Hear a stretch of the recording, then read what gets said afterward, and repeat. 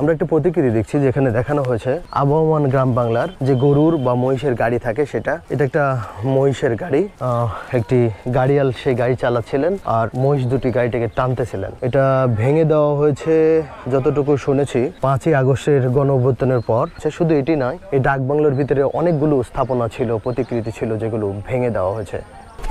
এটা উড়ন্ত ঘোড়া যাকে বলা হয় পঙ্খিরাজ ঘোড়া, সেরকম একটা প্রতিকৃতি ছিল যেটা ভেঙে ফেলা হয়েছে। যেমন এখানে গরু চড়ে বেড়াচ্ছে এরকম একটা প্রতিকৃতি ছিল, এখানে পরী দাঁড়িয়ে আছে এরকম ছিল, এখানে আরও অনেক প্রতিকৃতি ছিল যেগুলো ভেঙে ফেলা হয়েছে। জমিতে খাবার নিয়ে যাচ্ছে তার বাবার কাছে, সেই প্রতিকৃতিগুলো এখানে ছিল, এখনও আছে, ভেঙে ফেলার চেষ্টা করা হয়েছিল।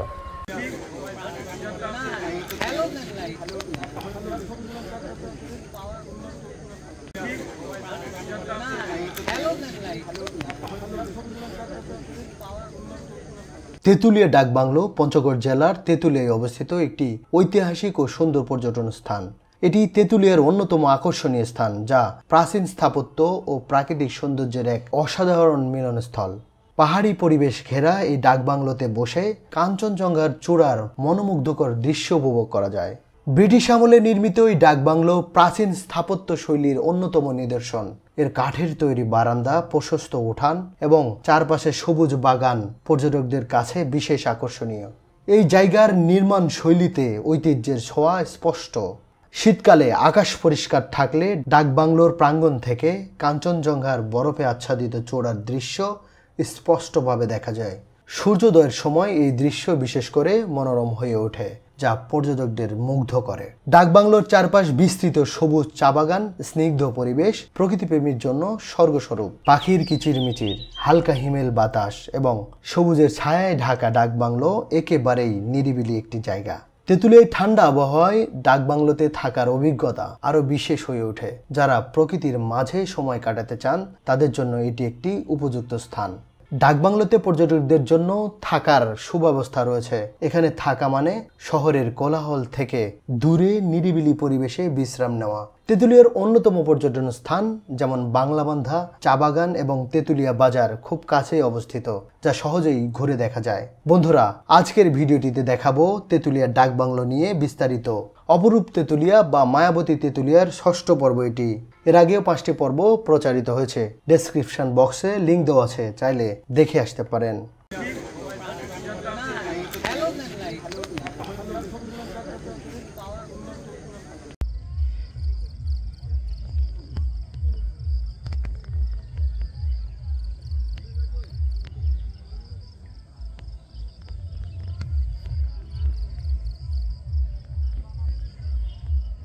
দর্শক, আমরা তেঁতুলিয়া সরকারি ডাকবাংলোর দিকে যাচ্ছি। এটা হচ্ছে তেঁতুলিয়া 0 পয়েন্ট, আর এই পথে যেতে হবে ডাকবাংলে। এখানে আমরা দেখতে পাচ্ছি পিকনিক কর্নার, একটা ব্যাঙ গিটার নিয়ে দাঁড়িয়ে আছে, একটা প্রতিকৃতি। মূলত এই পথে ধরেই আমাকে যেতে হবে তেঁতুলিয়া ডাকবাংলোতে, যেখান থেকে আমরা কাঞ্চনজঙ্ঘা দেখতে পাবো। দর্শক, আমরা সরকারি ডাকবাংলোতে ঢোকার আগেই সামনে দেখতে পাচ্ছি একটা চা তোলার প্রতিকৃতি, যেটাকে আমরা আগে দেখেছিলাম শ্রীমঙ্গলে। ঠিক শ্রীমঙ্গলের আদলে এখানে তৈরি করা হয়েছে। মনে হচ্ছে যে কোনো একটা মহিলা তার পিঠে যে ঝুড়িটা নেয় চা পাতা রাখার জন্য, সেই ঝুড়িটা রেখে চা তুলছেন। ঠিক সেম প্রতিকৃতি কিন্তু এখানেও রয়েছে, পিঠে চা রাখছে আর ঘাড়ের উপরে একটি পাখি বসে আছে। দেখে খুব সুন্দর লাগছে। এটা দেখে হয়তো প্রথমে আপনারা ভাবতে পারেন যে এটা শ্রীমঙ্গলের একটি প্রতিকৃতি। আসলে শ্রীমঙ্গলের আদলেই কিন্তু তৈরি করা হয়েছে এটা মূলত তেঁতুলিয়া ডাকবাংলো। একদম ঢুকতেই, প্রবেশ করতে আমাদের বিশ্বকবি, কবিগুরু রবীন্দ্রনাথ ঠাকুরের একটি প্রতিকৃতি। এটা পুরোটাই আমার মনে হচ্ছে স্টোন দিয়ে করা, নাইস একটা প্রতিকৃতি।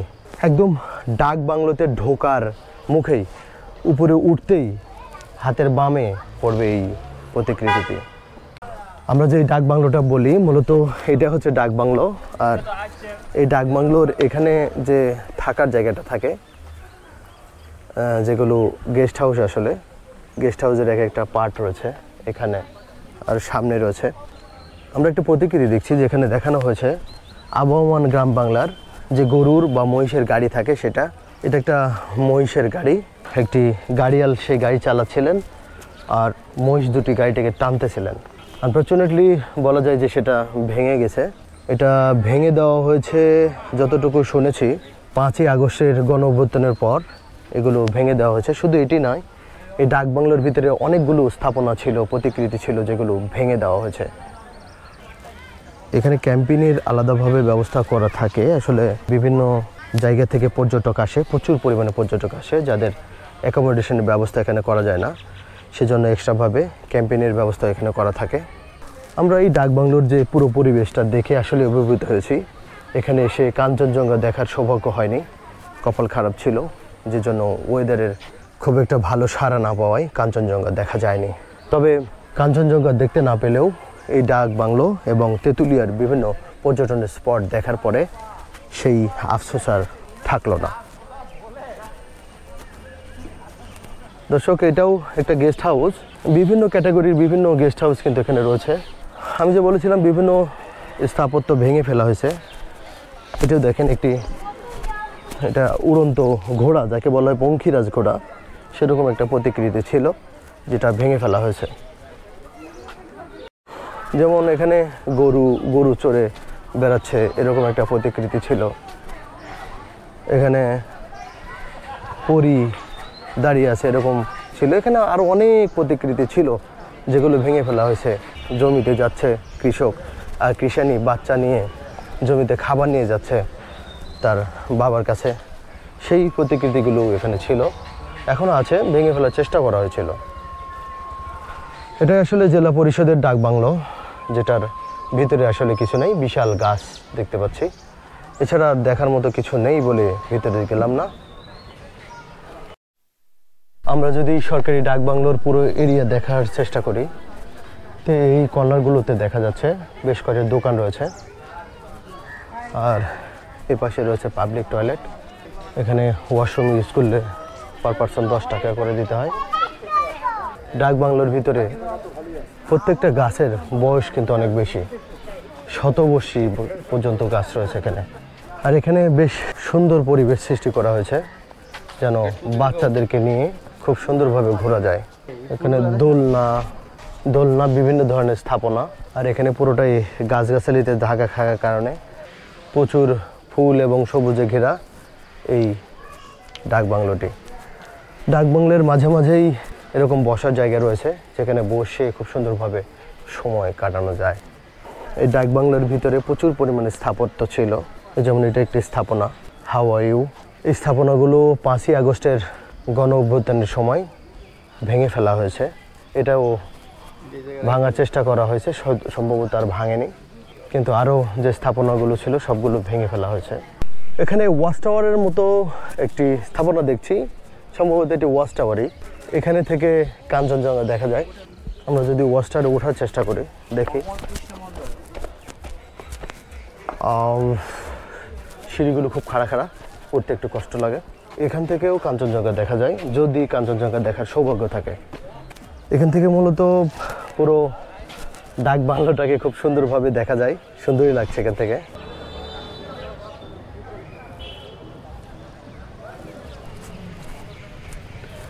এটা হচ্ছে একটা ডাইনিং হল, এখানে বসে বসে চা খাওয়া, আড্ডা দেওয়া, সব কিছু করা হয়। যদিও এখন এটার কার্যক্রম আছে বলে আমার মনে হচ্ছে না।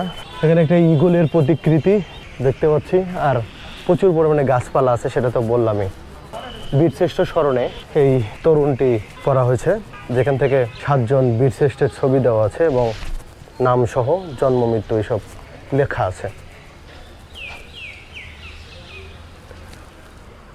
বাংলোতে যে গেস্ট হাউসগুলো রয়েছে, মূলত যে কারণে এখানে বাংলো নাম হয়েছে, সেই গেস্ট হাউসগুলো। তেঁতুলিয়ার এই জেলা পরিষদের ডাকবাংলোতে থাকার জন্য তেঁতুলিয়া উপজেলা নির্বাহী কর্মকর্তার কাছ থেকে পূর্ব অনুমতি নিতে হয়। আগে থেকে অনুমতি নিয়ে রুম বুকিং করে রাখতে হয়। এখানে 2 বেডের একটি রুমের 1 রাতের ভাড়া 400 থেকে 500 টাকা। তেঁতুলিয়া ডাকবাংলোর এই আই লাভ তেঁতুলিয়ার যেই স্ট্রাকচারটা দেখা যায়, এখানে ছবি তোলার জন্য বেশ কিছু সময় ধরে অপেক্ষা করতে হয়, সিরিয়াল নিতে হয়, তারপরে পাওয়া যায়। আমরা গতকাল বিকেলে ট্রাই করেছি, না পাওয়ার পরে যেহেতু সকালে আসবো সেজন্য আর বেশি সময় নিইনি, চলে গিয়েছি। কিন্তু আজকে এসেও ওই একই সমস্যা, কারণ হাজার হাজার পর্যটকের ভিড় কিন্তু অলরেডি চলে এসেছে এই তেঁতুলিয়া ডাকবাংলোতে। সবার উদ্দেশ্য দেখতে হবে কাঞ্চনজঙ্ঘা, কপালে আছে কিনা সেটা কেউই জানে না। এখন সময় 7:05, এখনও দেখা মেলেনি কাঞ্চনজঙ্ঘার। হয়তো বা উঠবে এই অপেক্ষায় এখনও হাজার হাজার মানুষ কিন্তু এখানে ঘোরাফেরা করছে। এখনও কেউ জানে না আসলেই কি আজকে দেখা মিলবে সেই কাঙ্ক্ষিত কাঞ্চনজঙ্ঘার নাকি না। কিন্তু উদ্বিগ্ন, দেখার প্রবল ইচ্ছা আকাঙ্ক্ষা নিয়ে এখনও হাজার হাজার মানুষ কিন্তু অপেক্ষা করছে এখানে। আর বরাবরের মতোই এখানে বেশ কিছু দোকানগুলো আছে যারা চা নাস্তা থেকে শুরু করে বিভিন্ন ধরনের খাবার বিক্রি করে, ছোট দোকান আর কি, যেটাকে বলা হয় ভ্রাম্যমাণ দোকান। ভাই সীমান্ত চা এটা কি এলাকার, মানে এলাকার ব্র্যান্ড? এলাকার কথা লেখা আছে, সব কিছু এখানকার প্রাইস কত নিলে 100 টাকা করে রাখবো, হাফ কেজি আছে। মোটা দানা মনে হচ্ছে। মোটা দানা মিডিয়াম দেখুন দানা, এই একটাই প্যাকেট, অন্য কোনো ইয়া নাই? না, একটাই প্রোডাক্ট, এটা ব্ল্যাক টি, এটা সকালে যেটা খান করে দিন। এটা ব্ল্যাক টি? ব্ল্যাক টি দুধটা আচ্ছা। যেটা খাই এই চাইটা। আপনার এটাকে ব্ল্যাক টি বলতেছেন? হ্যাঁ, ব্ল্যাক টি। আচ্ছা, সরাসরি কথা, এটা একদম র দানা আর কি? দানা, এটা আপনার সকালে যে চাটা খান প্রতিদিন বাসায়, লালটা দুধ চাই, এই পাতিটা কত দিব? প্রচুর চা খায়। এগুলো কি ইন্ডিয়ান প্রোডাক্ট সব? না, ইন্ডিয়ান প্রোডাক্ট না স্যার আমাদের। আচ্ছা আচ্ছা, আমাদের ইন্ডিয়ান কোনো প্রোডাক্ট থেকে না আসে না। এটা হলো আপনার কাজিয়ান কাজি, হ্যাঁ, আর এগুলো হলো স্থানীয় প্রোডাক্ট। এগুলো এই এগুলো আচ্ছা। এটা কাজি টি এর? না স্যার, এটা স্থানীয়। স্থানীয় না? এটার দাম কত? 190 টাকা স্যার। 190। কয় গ্রাম আছে এখানে? এখানে সম্ভবত কত, 100 গ্রাম। এটা কি মানে গুঁড়া নাকি প্যাকেট করা আছে? না, এটা গুঁড়া প্যাকেট করা। গুঁড়া। এটা ব্ল্যাক, আর এটা ব্ল্যাক টি, প্যাকেটিং দুইটা আলাদা। আচ্ছা, দুইটার ফ্লেভার দুই রকম হবে এই জন্য। আচ্ছা আচ্ছা। এটা তো কাজে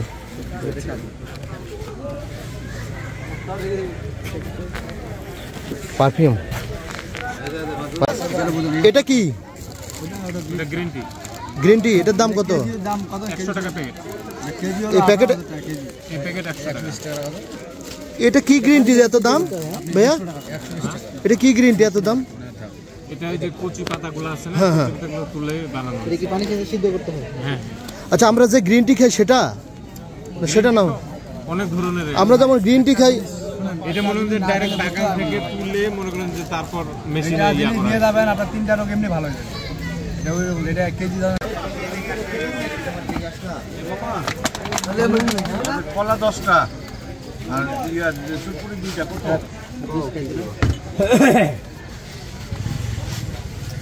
কলা আপনার 10টা না?